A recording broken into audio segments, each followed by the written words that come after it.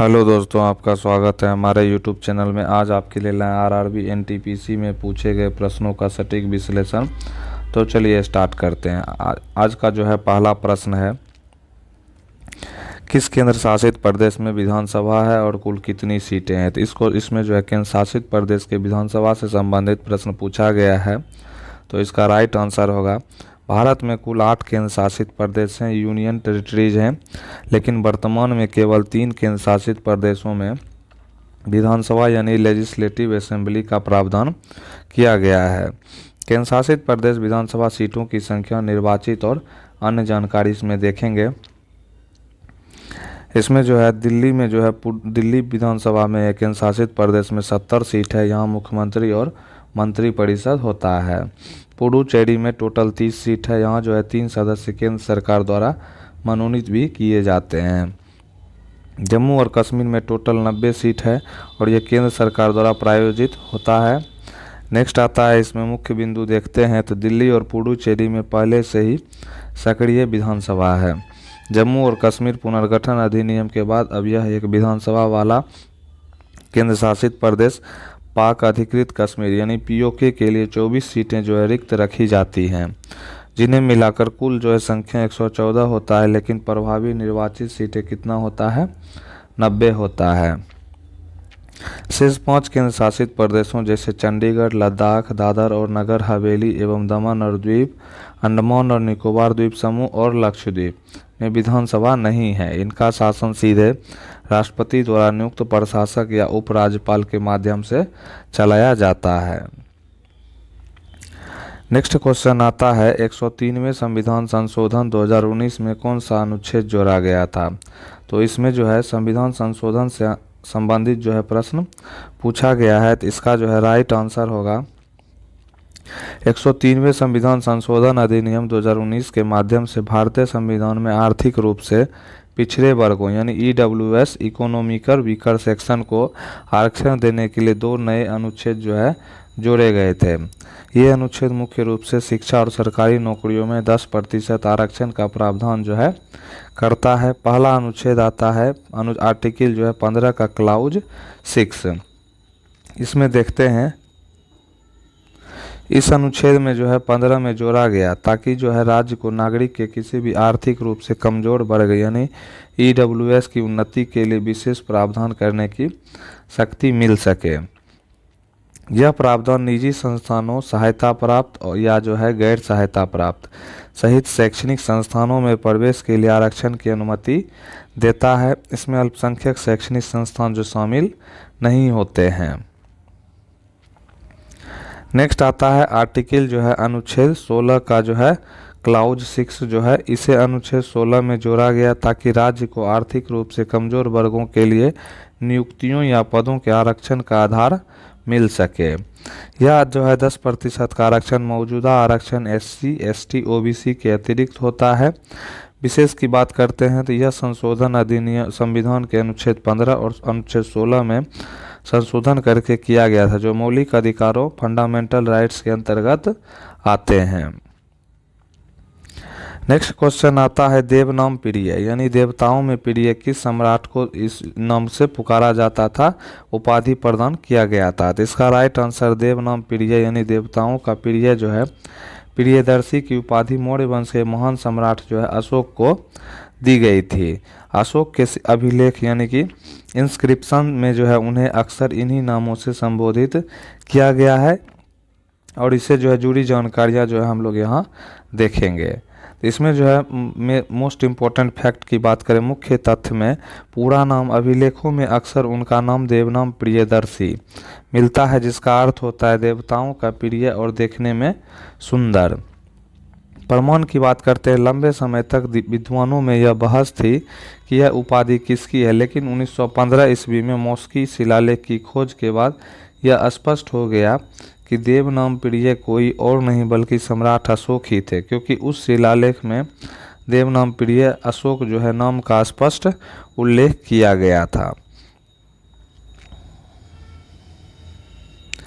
Next आता है बौद्ध ग्रंथ। श्रीलंकाई बौद्ध ग्रंथों जैसे दीपवंश और महावंश में भी अशोक के लिए इस उपाधि का प्रयोग किया गया है। नेक्स्ट आता है शासक और उससे संबंधित क्या है, तो उपाधि और नाम है। तो अशोक का नाम जो है देवनाम प्रिय और प्रियदर्शी के नाम से जाना जाता है।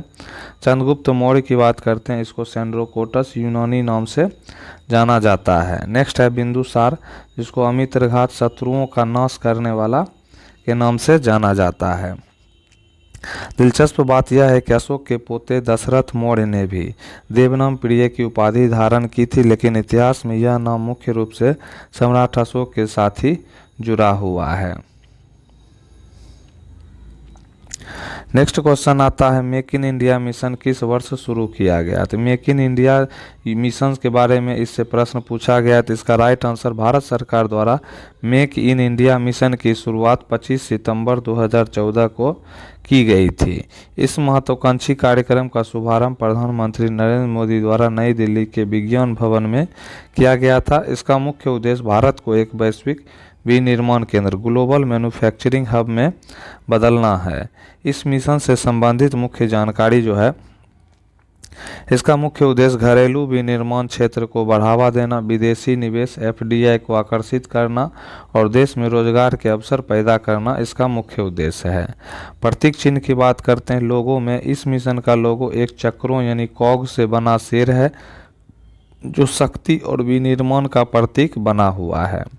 प्रमुख क्षेत्र की बात करते हैं तो यह मिशन जो है कुल 27 क्षेत्रों यानी 27 सेक्टर्स पर केंद्रित है, जिनमें विनिर्माण और सेवा क्षेत्र दोनों शामिल है, जैसे ऑटोमोबाइल, रक्षा, विमानन, आईटी और नवीकरणीय ऊर्जा आदि इसमें शामिल है।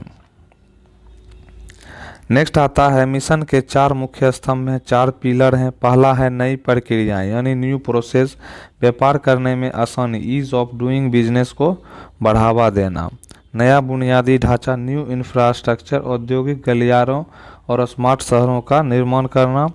नेक्स्ट है नया क्षेत्र, न्यू सेक्टर में विनिर्माण, बुनियादी ढांचे और सेवा क्षेत्र को ओपन करना, खोलना इसका मुख्य स्तंभ है।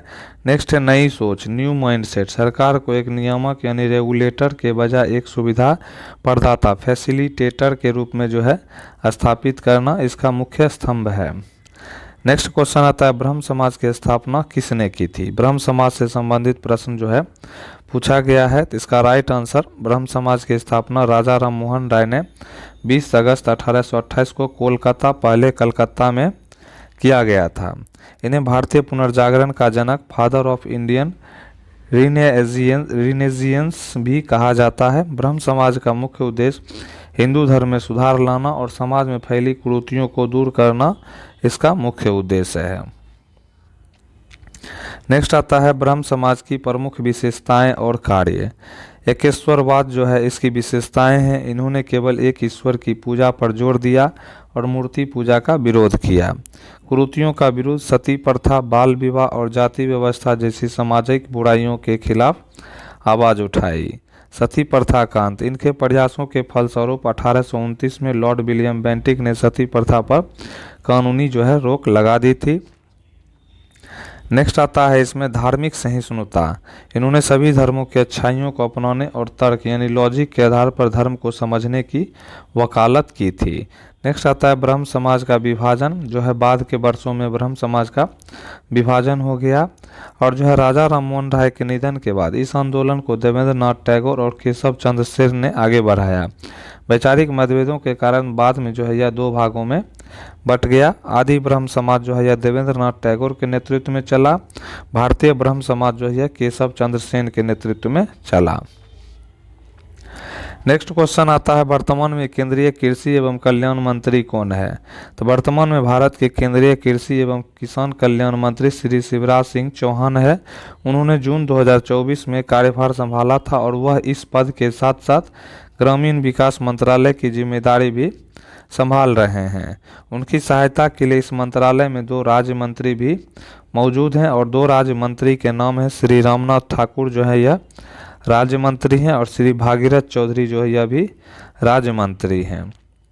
2026 के अपडेट के अनुसार सरकार द्वारा वर्ष 2026 को कृषक कल्याण वर्ष के रूप में मनाया जा रहा है, जिसके तहत किसानों की आय बढ़ाने और आधुनिक तकनीक जैसे एआई और डिजिटल कृषि को बढ़ावा देने पर विशेष जो है जोर दिया जा रहा है। नेक्स्ट है, हाल ही में मार्च 2026 में उन्होंने बेमौसम बारिश और ओलावृष्टि से प्रभावित किसानों के लिए राहत और बीमा दावों की त्वरित प्रक्रिया की समीक्षा की है। नेक्स्ट है क्वेश्चन, लिंगराज मंदिर किस शैली में निर्मित किया गया है और क्यों किया गया है? तो इसका राइट आंसर जो है, भुवनेश्वर उड़ीसा में स्थित प्रसिद्ध लिंगराज मंदिर भारतीय वास्तुकला की कलिंग शैली से, कलिंगा स्टाइल में निर्मित है। यह शैली उत्तर भारतीय नागर शैली का ही एक विशिष्ट उपरूप है। इसके निर्माण की शैली और कारणों का जो है डिटेल हम लोग आगे देखते हैं। इसमें जो है पहला है मंदिर की निर्माण शैली यानी कि कलिंग शैली। लिंगराज मंदिर को कलिंग वास्तुकला का सर्वोच्च शिखर माना जाता है। इसकी बनावट में 4 मुख्य हिस्से कंपोनेंट्स हैं। पहला है विमानन, मुख्य गर्भगृह जहाँ शिवलिंग स्थापित है, इसके ऊपर एक ऊंचा शिखर होता है। दूसरा है जगमोहन, मुख्य मंदिर के सामने का हॉल जहाँ भक्त इकट्ठा होते हैं उसको जगमोहन बोला जाता है। नेक्स्ट है नाट मंदिर, नृत्य और संगीत के लिए बनाया गया कक्ष जो है यह नाट मंदिर के अंतर्गत आता है। भोग मंडप की बात करते हैं, जब भगवान को प्रसाद यानी भोग अर्पित किया जाता है उसको भोग मंडप बोला जाता है। क्यों इस शैली में निर्मित किया गया इसको?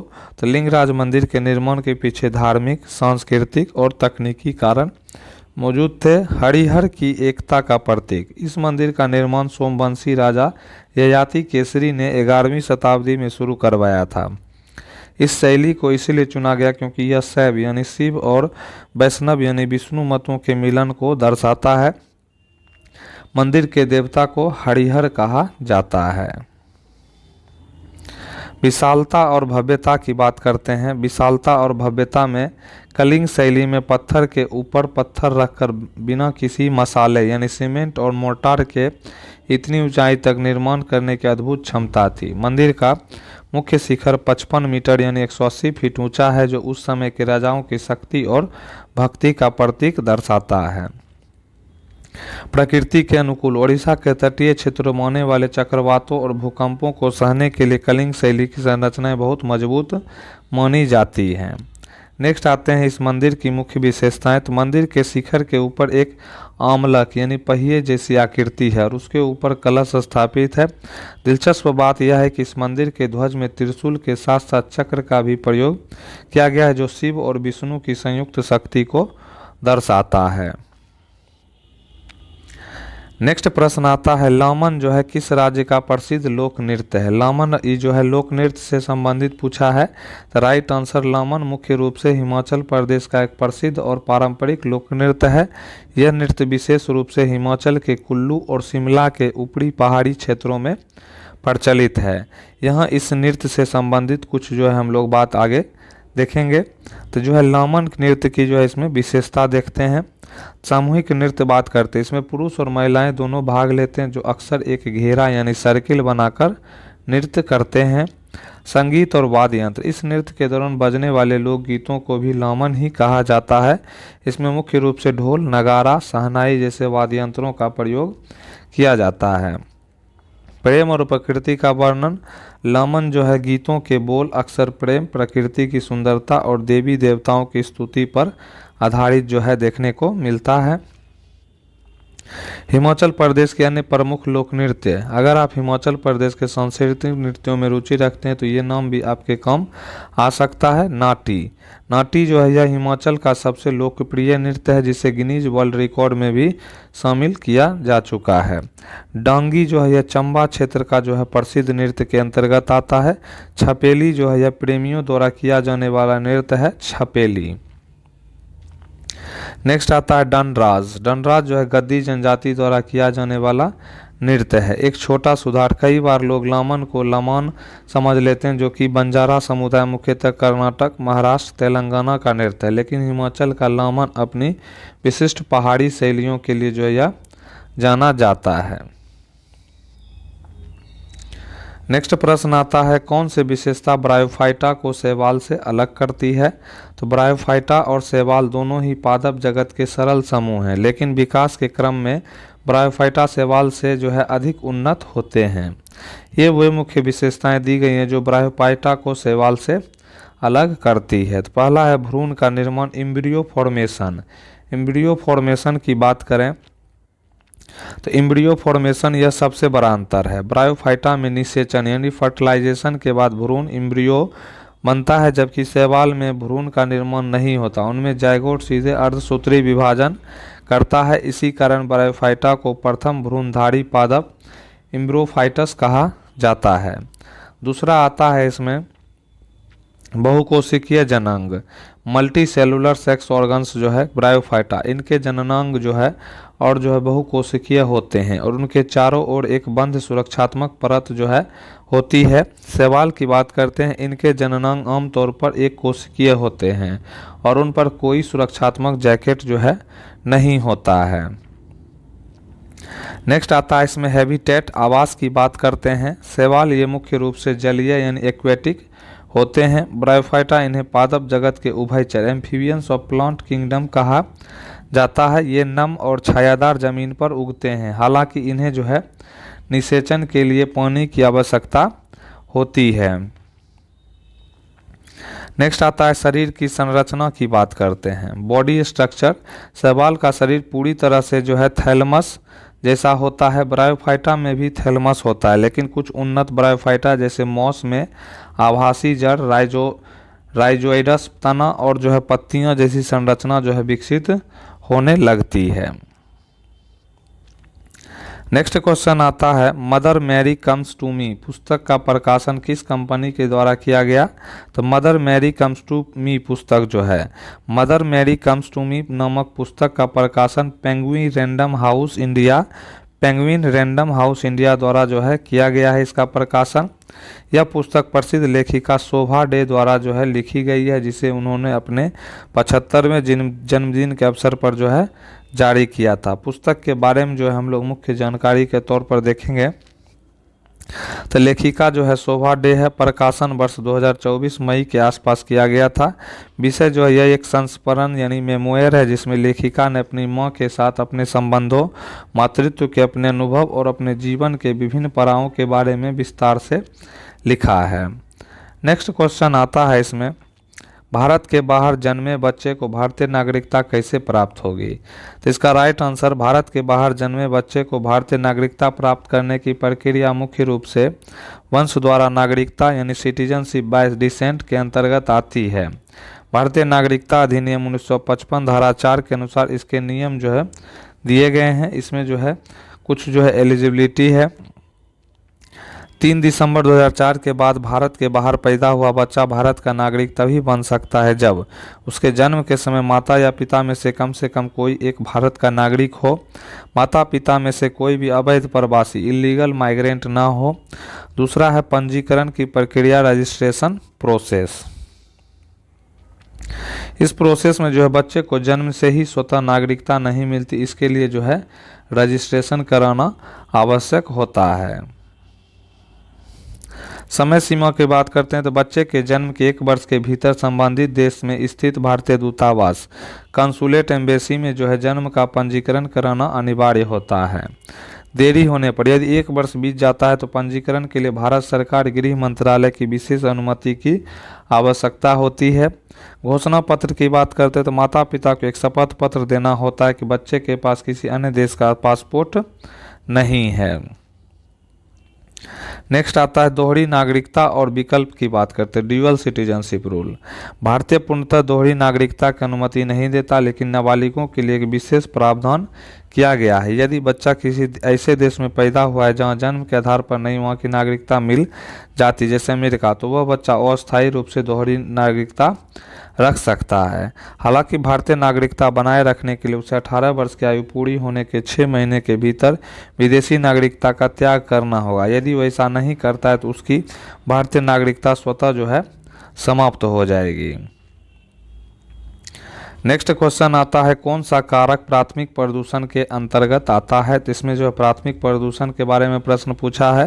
तो राइट आंसर प्राथमिक प्रदूषण, प्राइमरी पोल्यूटेंट वे हानिकारक पदार्थ होते हैं जो अपने स्रोत जैसे फैक्ट्री, वाहन या ज्वालामुखी से सीधे वायुमंडल में उत्सर्जित होते हैं। ये हवा में जाकर किसी अन्य पदार्थ के साथ क्रिया किए बिना ही प्रदूषण जो है या फैलाते हैं। प्राथमिक प्रदूषण के अंतर्गत आने वाले प्रमुख कारक यानी प्रदूषक निम्नलिखित है।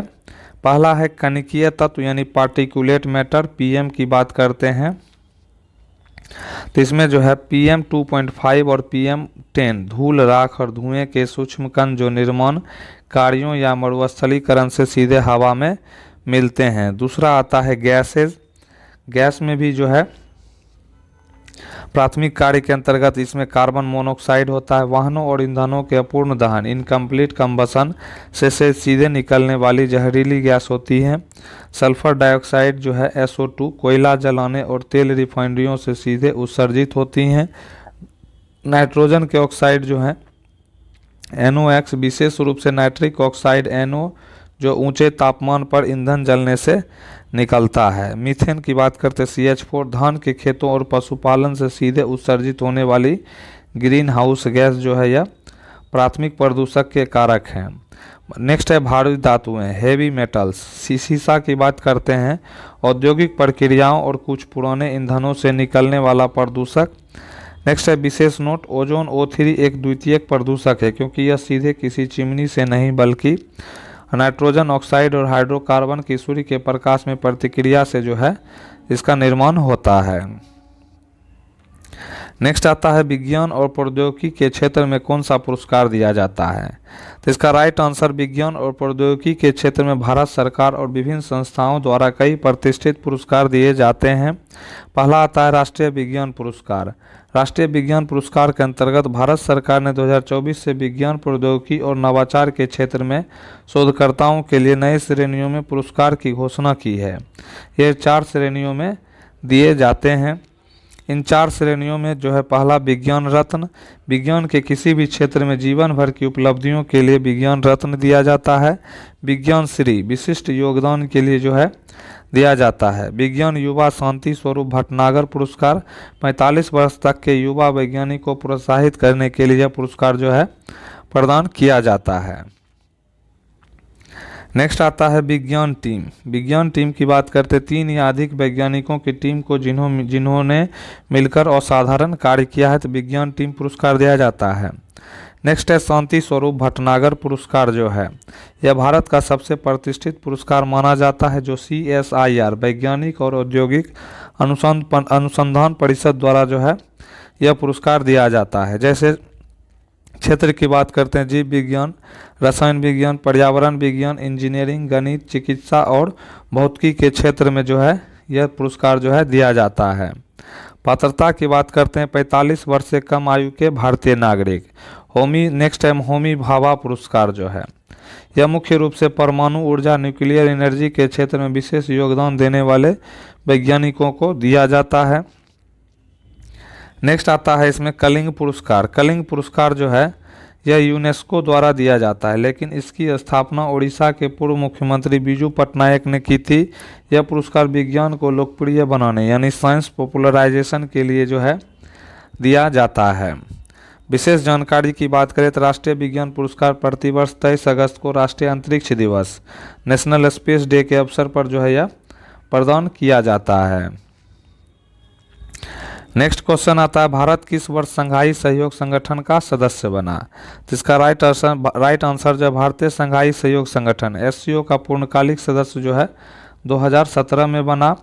सदस्यता की बात करते हैं, मेंबरशिप की बात करते हैं तो वर्ष 2017 अस्ताना कजाकिस्तान शिखर सम्मेलन के दौरान भारत और पाकिस्तान दोनों को एक साथ SCO की पूर्ण सदस्यता जो है प्रदान की गई थी, मिली थी। नेक्स्ट आता है इससे पहले 2005 से भारत इस संगठन में एक पर्यवेक्षक ऑब्जर्वर के रूप में शामिल होता था। नेक्स्ट है भारत की अध्यक्षता SCO प्रेसिडेंसी। वर्ष 2023 भारत ने पहली बार SCO के राष्ट्राध्यक्षों के परिषद की अध्यक्षता की। थीम इसका क्या था, भारत की अध्यक्षता का विषय था सिक्योर SCO था और सिक्योर SCO के तहत जो इसमें एक थीम था। S से जो होता है सिक्योरिटी होता है, E से इकोनॉमी होता है, C से कनेक्टिविटी होता है, U से यूनिटी होता है, R से रिस्पेक्ट फॉर सोवेरेनिटी होता है और E से इन्वायरमेंट होता है। शिखर सम्मेलन की बात करें तो जुलाई 2023 में भारत ने एक वर्चुअल शिखर सम्मेलन की मेजबानी की थी जिसमें ईरान को आधिकारिक तौर पर SCO का नया सदस्य जो है बनाया गया था। नेक्स्ट आता है राज्य के नीति निर्देशक तत्व की विशेषता क्या है। राज्य के नीति निर्देशक तत्व यानी डीपीएसपी। तो राज्य के नीति निर्देशक तत्व direct principle of state policy, जिसको डीपीएसपी भी बोलते हैं, भारतीय संविधान के भाग 4 अनुच्छेद 36 से 51 में निहित है। पहला है लोक कल्याणकारी राज्य की स्थापना। डीपीएसपी का मुख्य उद्देश्य भारत को एक पुलिस स्टेट यानी केवल कानून व्यवस्था बनाए रखने वाला के बजाय एक वेलफेयर स्टेट जन कल्याणकारी राज्य बनाना है। यह सामाजिक, आर्थिक और राजनीतिक न्याय सुनिश्चित करने का निर्देश देता है। नेक्स्ट आता है न्यायालय में जो है गैर परिवर्तनीय, नॉन जस्टिसिएबल। यह इनकी सबसे अनूठी विशेषता है। यदि सरकार इनका पालन नहीं करते तो आप मौलिक अधिकारों की तरह अदालत नहीं जा सकते, अनुच्छेद 37 के तहत। हालांकि संविधान यह स्पष्ट करता है कि ये देश के शासन में मूलभूत है और कानून बनाते समय इन्हें लागू करना राज्य का कर्तव्य है, ड्यूटी है।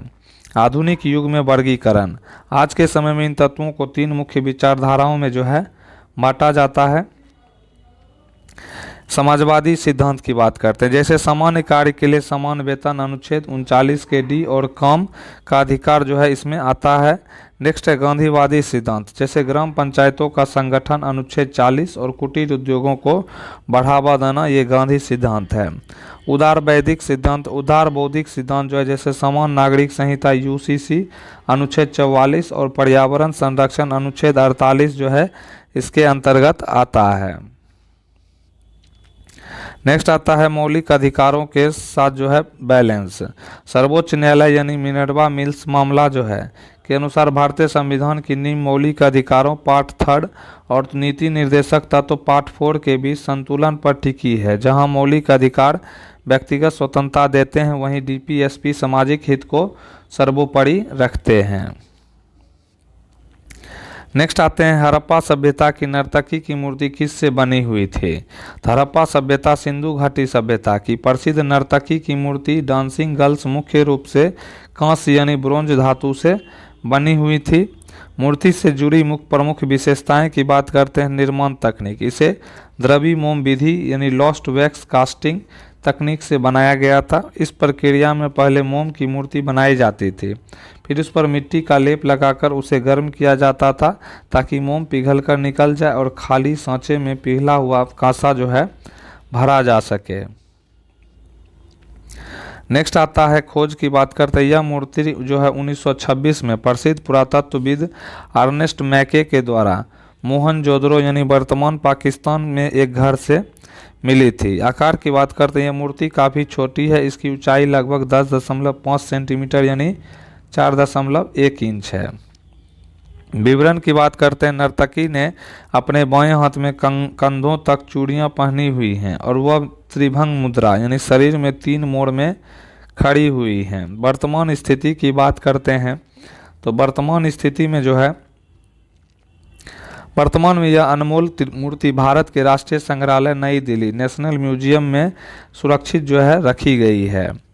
नेक्स्ट आता है ऑपरेशन अलर्ट किससे संबंधित है। तो ऑपरेशन अलर्ट से संबंधित प्रश्न पूछा गया है। तो ऑपरेशन अलर्ट जो है मुख्य रूप से भारत की सीमा सुरक्षा बल यानी बीएसएफ द्वारा चलाया जाने वाला एक विशेष सुरक्षा अभ्यास है। यह अभ्यास भारत पाकिस्तान अंतर्राष्ट्रीय सीमा पर सुरक्षा व्यवस्था को चाक चौबंद करने के लिए आयोजित किया जाता है। नेक्स्ट आता है इसका जो है मुख्य उद्देश्य। मुख्य उद्देश्य क्या है, तो इसका प्राथमिक उद्देश्य घुसपैठ, तस्करी और राष्ट्र विरोधी तत्वों की गतिविधियों को रोकना है।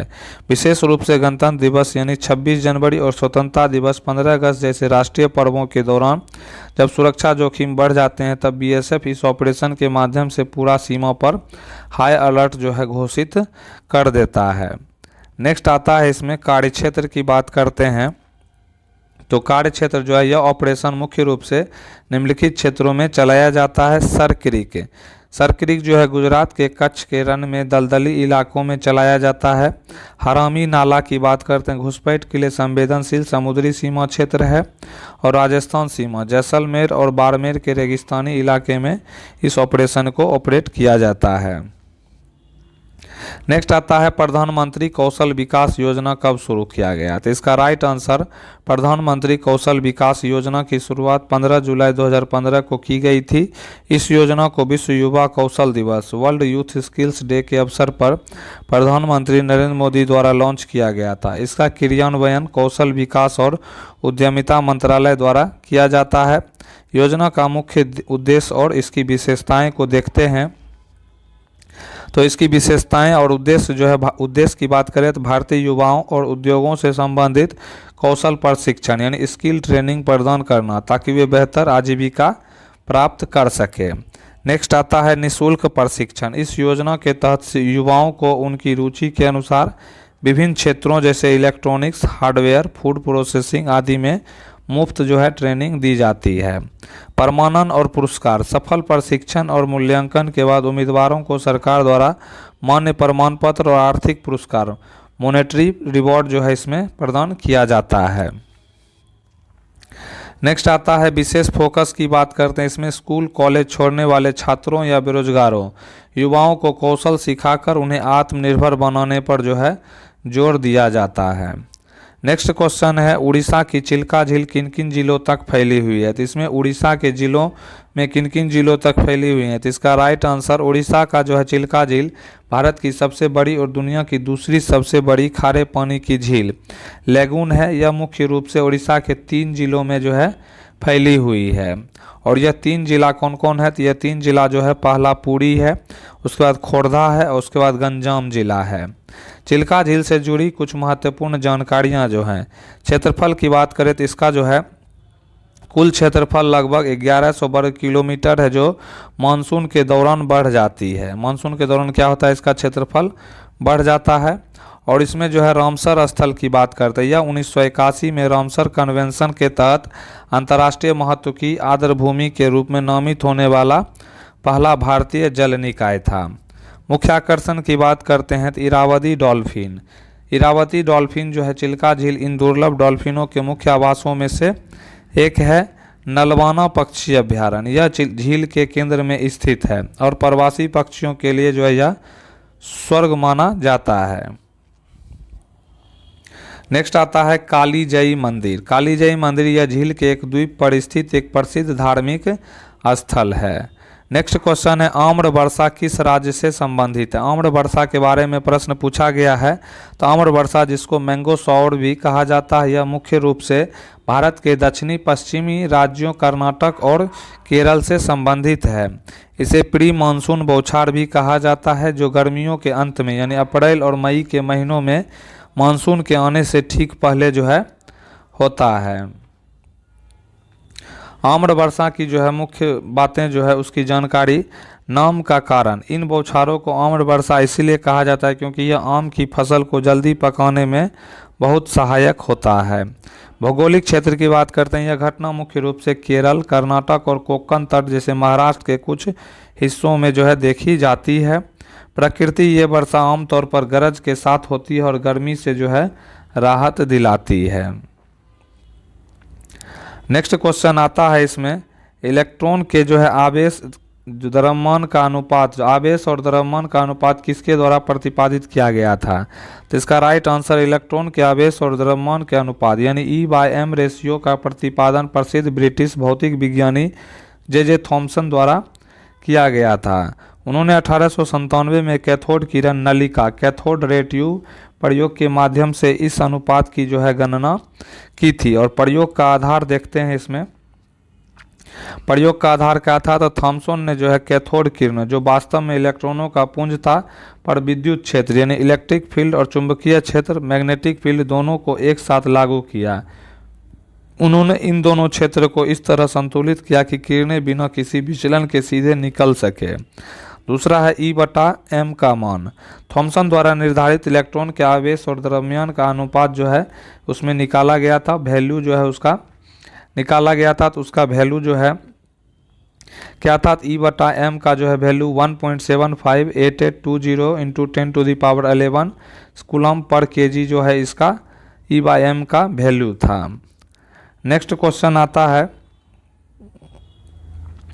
संसद सदस्यों के वेतन भत्ता और उसके विशेषाधिकारों का निर्धारण किसके द्वारा किया जाता है? तो इसका राइट आंसर भारतीय संविधान के अनुसार संसद सदस्यों यानी एमपीएस के वेतन भत्तों और उनके विशेषाधिकारों का निर्धारण संसद यानी पार्लियामेंट द्वारा स्वयं कानून बनाकर किया जाता है। पहला है वेतन और भत्तों का निर्धारण, सैलरी एंड अलाउंस। संवैधानिक प्रावधान की बात करते हैं। संविधान का अनुच्छेद जो है 106 के तहत यह व्यवस्था की गई है कि संसद समय समय पर कानून द्वारा अपने सदस्यों के वेतन और भत्ते जो हैं तय करेंगे। नेक्स्ट आता है अधिनियम। इसके लिए संसद सदस्य वेतन भत्ता और पेंशन अधिनियम 1954 बनाया गया है। इसमें समय समय पर संशोधन जो है किए जाते हैं। स्वचालित संशोधन ऑटोमेटिक रिवीजन वर्ष 2018 के बाद से एक नई व्यवस्था लागू की गई है, जिसके तहत सांसदों के वेतन और भत्तों में हर साल में मुद्रास्फीति यानी इन्फ्लेशन के आधार पर स्वचालित रूप से वृद्धि होती है। नेक्स्ट है विशेषाधिकारों का निर्धारण, प्रिविलेज। संवैधानिक प्रावधान अनुच्छेद 105 कहता है सांसदों और संसद की समितियों के विशेषाधिकारों, शक्तियों और उन्मुक्तियों इम्यूनिटीज से जो है यह अनुच्छेद 105 जो है यह संबंधित है। नेक्स्ट है निर्धारण। वर्तमान में इन विशेषाधिकारों को पूरी तरह से संहिताबद्ध यानी कोडिफाइड नहीं किया जा गया है। ये ब्रिटिश हाउस ऑफ कॉमन्स की परंपराओं और समय समय पर संसद द्वारा पारित नियमों पर आधारित है। मुख्य विशेषाधिकार की बात करते हैं। सदन में बोलने की पूर्ण स्वतंत्रता जो है इसमें प्रदान किया गया है। नेक्स्ट आता है इसमें सदन की कार्रवाई के दौरान या उससे 40 दिन पहले या बाद में दीवानी मामलों यानी सिविल केसेस में गिरफ्तारी से छूट प्रदान की गई है। सदन की गुप्त बैठकों को आयोजित करने का अधिकार जो है प्रदान किया गया है। नेक्स्ट क्वेश्चन आता है इसमें मेक इन इंडिया जो है किस वर्ष शुरू किया गया है? तो मेक इन इंडिया से संबंधित प्रश्न पूछा गया है। तो मेक इन इंडिया अभियान की शुरुआत 25 सितंबर 2014 को प्रधानमंत्री नरेंद्र मोदी द्वारा किया गया था। इस पहल का जो है मुख्य उद्देश्य भारत को एक वैश्विक विनिर्माण केंद्र यानी ग्लोबल मैन्युफैक्चरिंग हब के रूप में बदलना और देश की अर्थव्यवस्था में विनिर्माण क्षेत्र मैन्युफैक्चरिंग सेक्टर की हिस्सेदारी को बढ़ाना है। नेक्स्ट आता है भारतीय संविधान की 12वीं अनुसूची में क्या प्रावधान किया गया है? तो भारतीय संविधान की 12वीं अनुसूची 12th शेड्यूल मुख्य रूप से नगर पालिकाओं यानी म्यूनसिपैलिटीज़ की शक्तियों, अधिकार और जिम्मेदारियों से संबंधित ऐसे 74वें संविधान संशोधन अधिनियम 1992 के माध्यम से संविधान में जोड़ा गया है। कौन सा? 74वें। कुल विषय की बात करते हैं, टोटल मैटर्स। 12वीं अनुसूची में कुल 18 विषय यानी फंक्शनल आइटम्स शामिल किए गए हैं, जिन पर नगर पालिकाओं को कानून बनाने और उन्हें लागू करने का अधिकार जो है प्रदान किया गया है। नेक्स्ट क्वेश्चन है कलिंग के राजा खारवेल किस वंश से संबंधित थे? तो कलिंग के राजा खारवेल प्राचीन भारत के सबसे प्रतापी राजाओं में से एक थे। उनका संबंध जो है चेदी या महामेघवाहन राजवंश से संबंध था। नेक्स्ट क्वेश्चन आता है भारत में जो है समुद्री मार्ग से आने वाला पहला यूरोपीय कौन था? तो भारत में जो है समुद्री मार्ग से आने वाला पहला यूरोपीय वास्को डी गामा था। वह एक पुर्तगाली खोजकर्ता था जो 20 मई 1498 ईस्वी को भारत के पश्चिमी तट पर स्थित कालीकट जो कि अब कोझिकोड केरल के बंदरगाह पर जो है यह पहुंचा था। नेक्स्ट आता है क्वेश्चन इसमें SJ-100 यात्री विमान के निर्माण के लिए हाल के द्वारा किसके साथ समझौता किया गया है? तो SJ-100 यात्री विमान के बारे में प्रश्न पूछा गया है। तो इसका right answer Hindustan aeronautics limited HAL हाल ने सुखोई सुपरजेट 100 यात्री विमान के नागरिक संस्करण के निर्माण और विकास के लिए रूस की यूनाइटेड एयरक्राफ्ट कॉरपोरेशन यानी UAC के साथ जो है यह समझौता किया है। नेक्स्ट क्वेश्चन है SDG रिपोर्ट में भारत का रैंक क्या है? तो SDG रिपोर्ट पूछा है। तो SDG वैश्विक रैंकिंग यानी सस्टेनेबल डेवलपमेंट रिपोर्ट 2025 संयुक्त राष्ट्र सतत विकास समाधान नेटवर्क SDSN द्वारा जारी सतत विकास रिपोर्ट 2025 के अनुसार जो है भारत की रैंक 99 है। कुल जो है 167 से 193 देशों में भारत की रैंक 99 है। स्कोर की बात करते हैं तो भारत ने 100 में से 67 का स्कोर प्राप्त किया है। और नेक्स्ट आता है इसमें विशेष उपलब्धि की बात करते हैं तो यह पहली बार है जब भारत ने इस सूचकांक में शीर्ष 100 देशों में जगह बनाई है। 2024 में भारत की रैंक जो है 109वीं थी। शीर्ष देश की बात करते हैं तो शीर्ष देश फिनलैंड जो है प्रथम स्थान पर है, स्वीडन दूसरा और डेनमार्क जो है तीसरे स्थान पर है।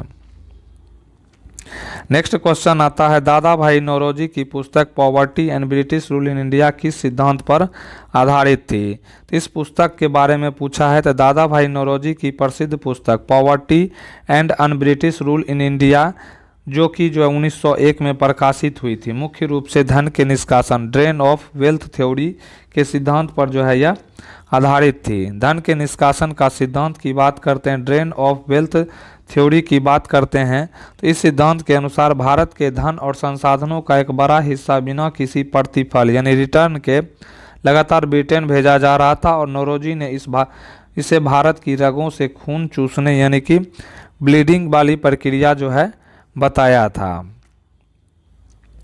नेक्स्ट है इसमें इस पुस्तक की एक और बड़ी विशेषता यह थी कि इसमें दादा भाई नौरोजी ने पहली बार भारत की प्रति व्यक्ति आय पर कैपिटा इनकम का अनुमान लगाया था और उन्होंने 1867 से 68 के लिए इसे मात्र 20 रुपये प्रति वर्ष जो है बताया था।